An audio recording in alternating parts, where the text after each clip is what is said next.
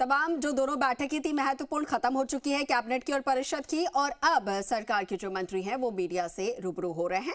इस वक्त आप देख पा रहे हैं जिसमें आज राजस्थान वाहन स्क्रैपिंग नीति 2025 का अनुमोदन किया गया।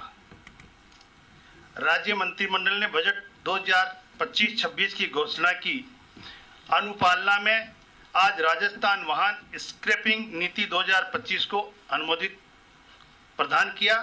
यह नीति प्रदेश में सड़क पर चलने में अयोग्य एवं प्रदूषणकारी वाहनों को चरणबद्ध रूप से हटाकर उन्हें वैज्ञानिक, सुरक्षित एवं पर्यावरणीय मानकों के अनुरूप नष्ट करने के उद्देश्य से लाई गई है।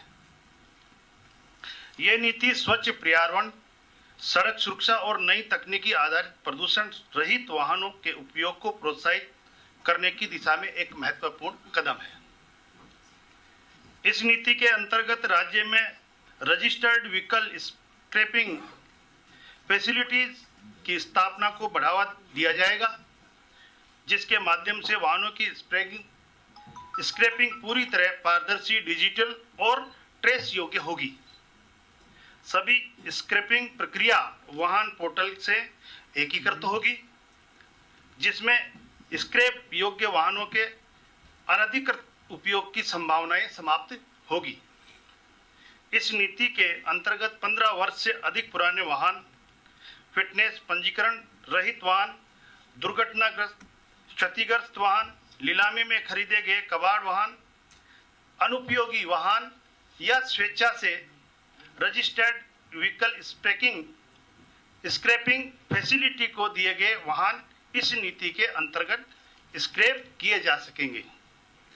अधिकृत स्क्रैप सेंटर से वाहन स्वामी को सर्टिफिकेट ऑफ डिपॉजिट और सर्टिफिकेट ऑफ व्हीकल स्क्रैपिंग जारी किए जाएंगे। साथ ही वाहन पोर्टल पर भी डिजिटली अपलोड किए जाएंगे।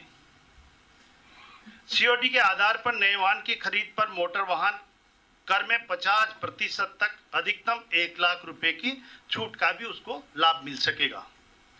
रजिस्टर्ड स्क्रैपिंग किए गए वाहन के चेसिस नंबर पर कट फीस को सीवीएस जारी होने की तारीख से 6 माह सेफ कस्टडी में रखेंगे। इसके बाद वे इसे अपने क्षेत्र के जिला परिवहन अधिकारी को जमा कराएंगे, जहां इसे 18 माह तक सेफ कस्टडी में रखा जाएगा। राजस्थान वाहन स्क्रैपिंग नीति 2025 के माध्यम से सर्कुलर इकोनॉमी को मजबूती मिलेगी और स्क्रैपिंग से प्राप्त स्टील, एल्यूमिनियम, प्लास्टिक, रबर व अन्य सामग्री को पुनः उपयोग की भी संभव हो सकेगा, जिससे ऑटोमोबाइल, स्टील एवं मैन्युफैक्चरिंग सेक्टर को सस्ती कच्ची सामग्री उपलब्ध हो सकेगी। इससे वाहन जनित प्रदूषण में उल्लेखनीय कमी आएगी।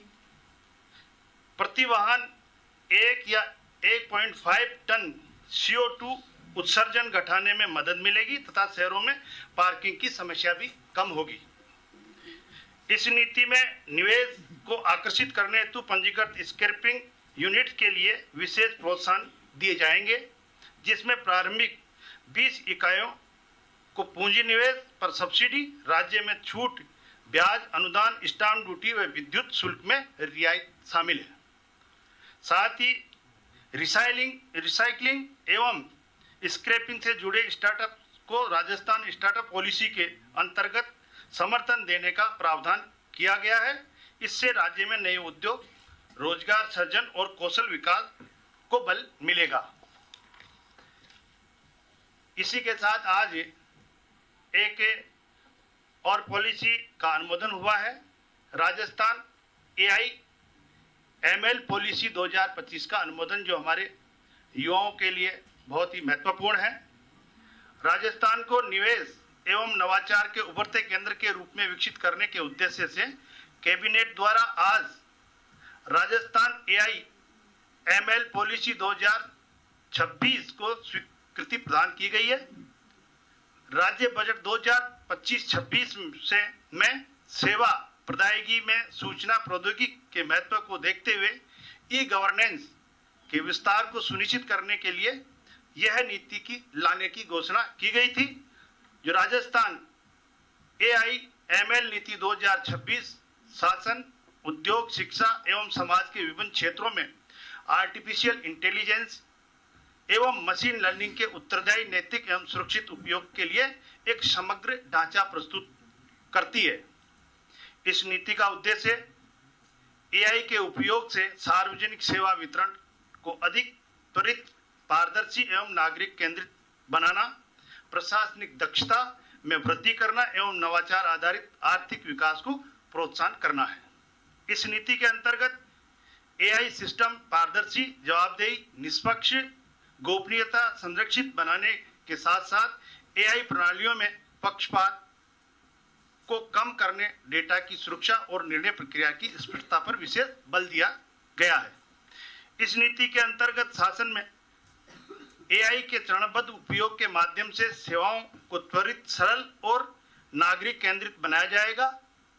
प्रत्येक विभाग अपने लिए AI उपयोग से जुड़े कार्यों की पहचान करेगा और AI नोडल अधिकारी की भी नियुक्ति करेगा। आधुनिक डिजिटल एवं कंप्यूटर अवसंरचना, AI क्लाउड सेवा और सुरक्षित डेटा स्टोरेज और टेस्टिंग प्लेटफॉर्म की व्यवस्था को बढ़ावा दिया जाएगा। इससे सरकारी विभागों के साथ साथ स्टार्टअप, MSME एवं शैक्षणिक संस्थाओं को AI सॉल्यूशन विकसित करने में भी सुविधा मिलेगी। स्कूलों में ITI, पॉलिटेक्निकल संस्थाओं और कॉलेजों में AI शिक्षा को बढ़ावा दिया जाएगा।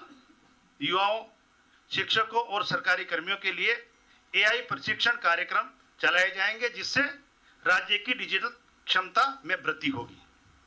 उद्योग, MSME, स्टार्टअप और रिसर्च इंस्टीट्यूट को AI से जुड़े और इनिशिएटिव के लिए RIPS, MSME एवं स्टार्टअप नीतियों के अनुरूप अतिरिक्त प्रोत्साहन दिया जाएगा, जिससे निवेश, नवाचार और AI आधारित रोजगार सृजन को बढ़ावा मिलेगा। इस नीति में AI से जुड़े साइबर अपराधों की रिपोर्टिंग एवं समाधान हेतु स्पष्ट प्रक्रिया का भी प्रावधान किया गया है। इस नीति के अंतर्गत AI अनुसंधान, नवाचार, प्रशिक्षण के लिए प्रदेश में एक artificial intelligence centre of excellence की स्थापना की जाएगी। जैसा कि कुल मिलाकर राजस्थान AIML पॉलिसी 2025 नीति के क्रियान्वयन से विकसित राजस्थान 2047 की परिकल्पना है, उसके अनुरूप राज्य के सतत एवं समावेशी विकास के लिए AI का एक प्रभावी उपयोग सुनिश्चित हो सके, इसके लिए ये पॉलिसी लाई गई है। मैं माननीय विधि मंत्री से निवेदन करूंगा कि वो आगे इसको कंटिन्यू करें।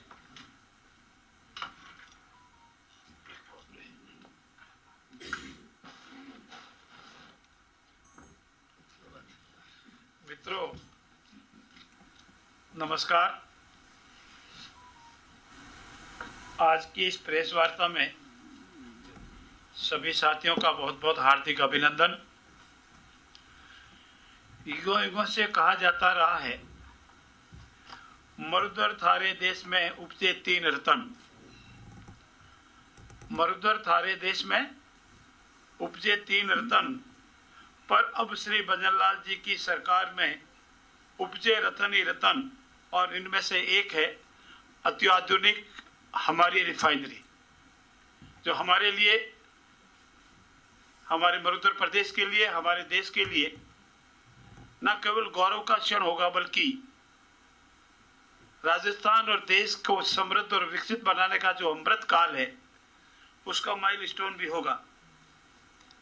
मित्रों, पचपदरा बालोतरा में 9 मिलियन मैट्रिक टन वार्षिक क्षमता की रिफाइनरी और इसके सह प्रोडक्टिव कॉम्प्लेक्स परियोजना का SPSL राजस्थान रिफाइनरी लिमिटेड द्वारा प्रस्तुत द्वितीय ये संशोधन लागत एवं समयावधि का आज अप्रूवल हुआ है हमारे कैबिनेट में।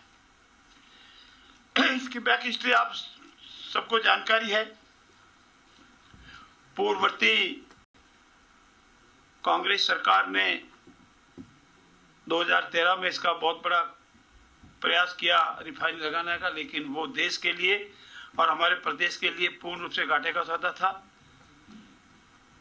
फिर 2017 में इसको रिव्यू किया गया और उसके उपरांत सारे प्रकोपों देखने के उपरांत हमारी जमीन, हमारा पानी, हमारी आय, हमारी धरती, ये सब को करने के बाद 18 अप्रैल 2017 को एक नया MOU समझौता पत्र साइन हुआ और उसके अनुसार इस रिफाइनरी को एक निश्चित समयावधि के उपरांत प्रारंभ होना था और इसमें 43,129 करोड़ की लागत आनी थी। 2.1 के ऋण अंशदान पूंजी इक्विटी अनुपात था और 70% हिस्सेदारी कंपनी की थी, 26% हमारी थी।